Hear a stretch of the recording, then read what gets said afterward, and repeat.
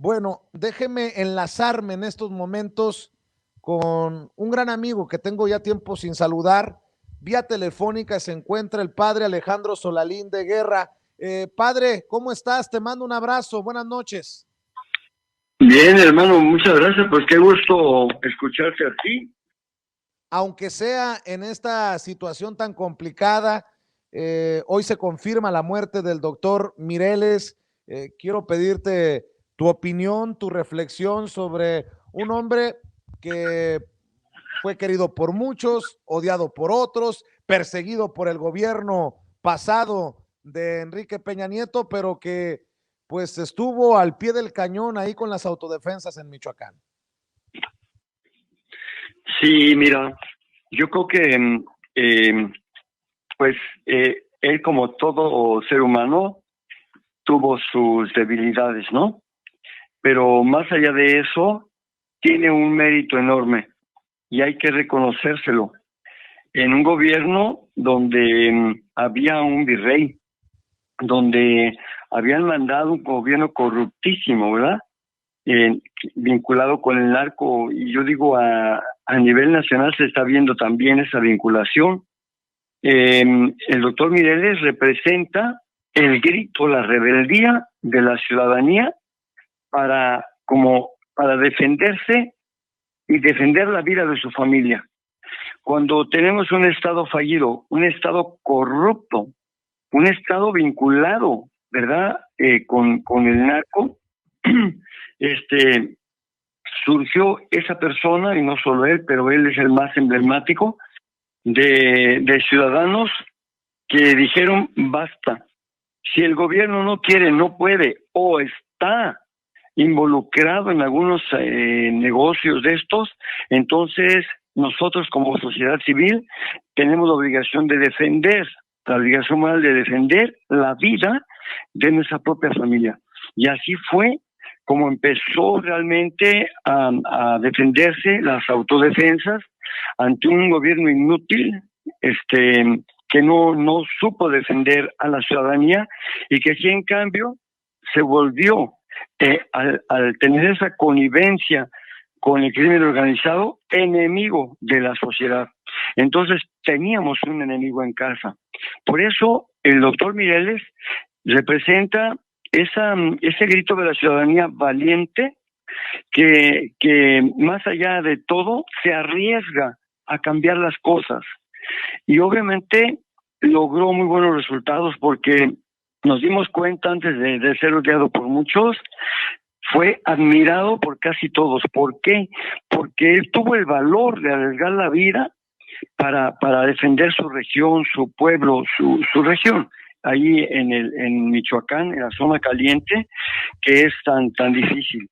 Entonces yo creo que él nos dio un ejemplo de cómo defender y ser valientes, ¿no? Eso yo lo tomo él como un ejemplo, como un emblema de veras en un momento en que no contábamos con un gobierno, y al contrario el gobierno estaba en contra de uno.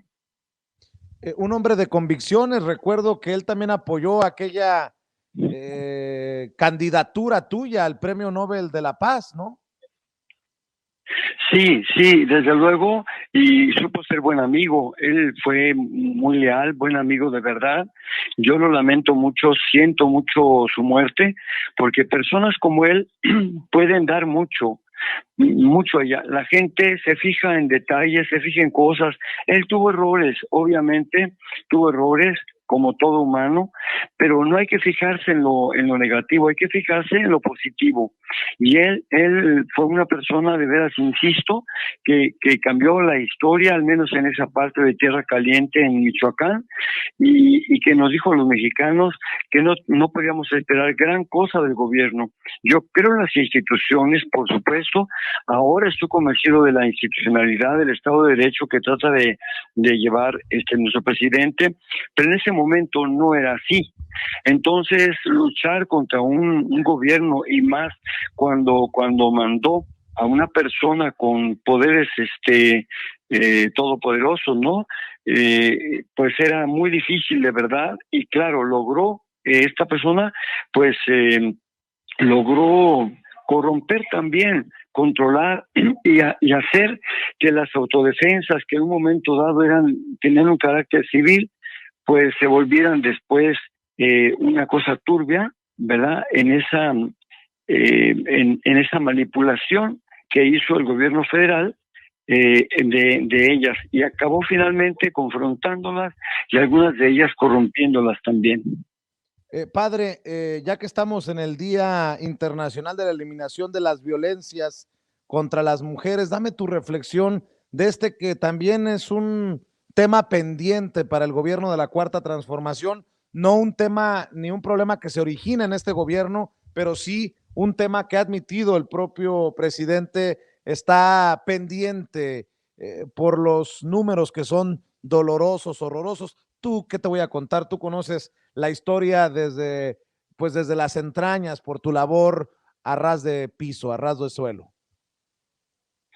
Mi querido Vicente, estoy convencido de que personalmente mi causa, como también estoy convencido, la causa del presidente Andrés Manuel es la causa de las mujeres.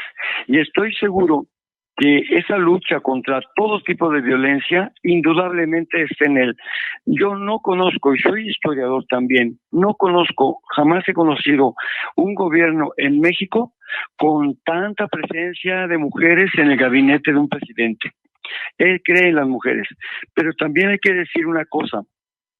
Me parece que mis hermanas, mujeres, ¿verdad? Porque yo soy hermano de los hombres, de las mujeres, creo que no han logrado entender todavía el trasfondo cultural que esto tiene. Piden que haga milagros un presidente que ciertamente ha logrado detener un poco la violencia, no ha logrado vencerla porque las raíces culturales son muy profundas, pero no se dan cuenta de las matrices culturales que tenemos. Yo quiero ser muy claro en esto. Las mujeres, los feminicidios y todo tipo de violencias contra las mujeres no van a bajar hasta que no cambiemos esta cultura machista. Esta cultura nos viene de dos raíces, de la cultura grecolatina y la cultura judeocristiana. De estas dos raíces nos viene eso, y la principal portadora, yo tengo que decirlo por su influjo cultural, ha sido la Iglesia Católica. La Iglesia Católica no puede esconder la mano de la piedra que tiró en ese sentido, porque sigue manteniendo la exclusión de las mujeres. No hay que olvidar que en donde hay más, yo me refiero aquí a México, los asesinatos y maltrato de mujeres, los golpes contra las mujeres, es precisamente esa cultura que ha sido heredada por la Iglesia Católica y el pésimo ejemplo de la exclusión. La Iglesia Católica ve en la historia de las participaciones de las reuniones de la ONU. La Iglesia no ha sido para nada solidaria con los derechos humanos de las personas, de las mujeres. No ha sido. Y este es un mal ejemplo que está dando, y la Iglesia Católica mantiene esa matriz hasta ahora. El Papa Francisco, yo lo quiero mucho, lo admiro, es un gran papa, pero él no ha logrado revertir esta tendencia machista, patriarcal, que mantiene de hecho el desprecio a la mujer. Podrá decir lo que quiera la Iglesia Católica en los documentos, podrá elevar al nivel que quieran a la mujer, en los hechos la sigue despreciando porque no la integra, porque la excluye, porque la considera inferior al hombre. Dos cosas hay en la Iglesia Católica que tiene que superar: el clericalismo, que es un abuso de la participación del clero, con desprecio, obviamente, y el rechazo a la dignidad de los laicos, pero también el de género. La mujer ha sido despreciada, y tú puedes ver en los documentos de la Iglesia, en los documentos de los papas, encíclicas, exhortaciones apostólicas, cualquier documento, cómo viene dirigido. Ahorita ese papa, la encíclica nueva que sacó, Fratelli Tutti, él rompió el esquema, él ya no tiene esa dedicatoria. Los demás la tenían, y aún en sus documentos anteriores también. A los señores cardenales, obispos, a los obispos, a los religiosos, a los presbíteros, a los religiosos y religiosas, y a los laicos abajo. Jamás se menciona a las mujeres, jamás. Las mujeres no existen.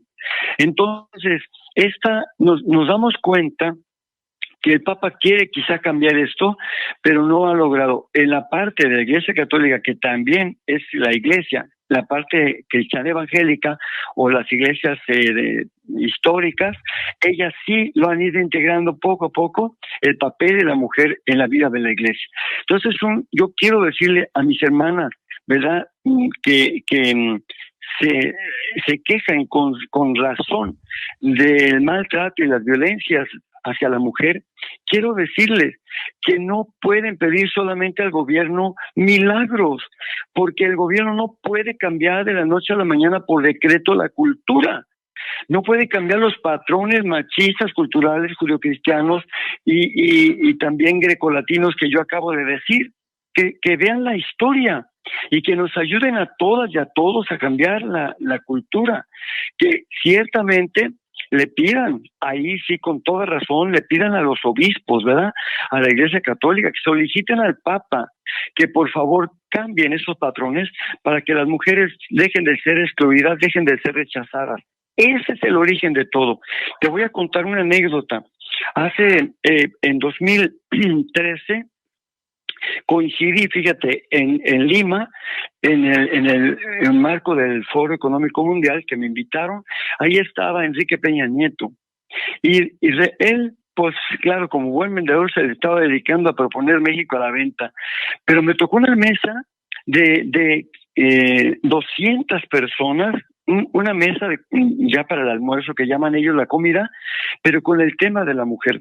Y estaba la representante de Herbalife y decía, yo no sé lo que pasa con mi mujer. Es que imagínate una comida para 200 personas en mesas redondas, y esta persona pidió la palabra y dijo, imagínense, yo tengo a mujeres empoderadas, ellas ya tienen solucionado su problema económico, viajan, son muy exitosas, pero llegan a su casa y el esposo las golpea, las sobaja, las humilla. Y entonces yo pedí la palabra y les dije, mire, esto va a seguir sucediendo mientras no se cambien los patrones culturales. Vea cómo Jesús quiso cambiarlos, integró a la mujer, le dio la categoría de discípula, misionera, y la hizo apóstol de la iglesia. Lo máximo que puede pedirse en una iglesia. Los apóstoles son el fundamento de la iglesia, y el fundamento de la iglesia no son los hombres nada más, son también las mujeres, porque Jesús el domingo de resurrección nombró prácticamente a María Magdalena apóstol de la iglesia. Entonces, ¿por qué, si Jesús rompió todos los esquemas, el clero posterior no lo hizo? ¿Por qué después de 20 siglos la iglesia no se compromete con los derechos humanos de todos, pero sobre todo con los de la mujer? Esto es inadmisible. Y esto es lo que las mujeres deben de entender. No son católicos los que les dan esas chingas, no son católicos los que cobardemente los golpean, no son católicos los que las humillan y desde que son noviecitos, les empiezan a prohibir con qué amistades juntarse y les empiezan a decir con qué sí, y las empiezan a aislar y las van haciendo esclavas de ellos mismos y obligan a que la mujer viva exactamente para el hombre y haga de ese hombre el centro de su vida. Esto no es posible. Todo esto se tiene que cambiar. ¿Qué no ven eso ellas? Yo no estoy de acuerdo por otro lado, y lo tengo que decir también. Su causa es legítima, pero nunca estaré de acuerdo con las formas de violencia, con las formas destructivas. No voy a estar de acuerdo porque no puede, pues es maquiavélico eso. No se puede buscar un fin bueno con un medio malo. No se puede, es inmoral. Por eso quieren buscar que cambie su vida y que superemos la justicia. Alíenos, hace falta alianzas, aliados, no personas que poco a poco por el medio también se alejen de esa causa tan noble, tan importante, que no podemos dejar a un lado, Vicente. Pues qué bonita reflexión, qué interesante y qué apasionante reflexión nos acabas de dejar en la mesa, padre Alejandro Solalinde. Te he estado buscando por mucho tiempo, me dicen en producción que tú también, así que te pido que antes de que te vayas, antes de que cuelgues el teléfono, te quedes porque te van a dar un mensaje mío. Sí, de acuerdo, cómo no, hermano, claro que sí. Te mando un abrazo, descansa y buenas noches, padre, que Dios te Igualmente, bendiga. ¿eh? Vivan las mujeres. Eso, vivan las mujeres.